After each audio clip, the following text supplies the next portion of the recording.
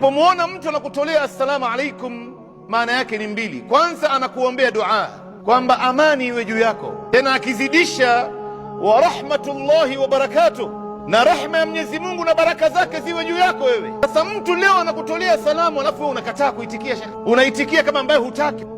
Kwa nini yani? Na mtu anapokutolea salamu, unapomwona Muislamu yoyote anakutolea salamu, anajaribu kukuambia jamani, pata kujua mimi ni ndugu yako bwana katika imani, mimi ni ndugu yako, siwezi kukudhulumu, siwezi kukufanyia khiana, siwezi kukutukana, siwezi kukusengenya, siwezi kukupiga, siwezi kukudhuru. Ndio anajaribu kukuambia hivyo. Maana yake anakuombea Mungu na anakuonesha mimi ni ndugu yako wewe.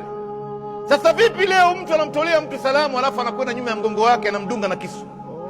Assalamu alaikum iko wapi? Au unamtolea mtu salamu alaikum alafu unakwenda nyuma ya mgongo wake unaanza kumsema vibaya, unamsengenya, unamharibia jina.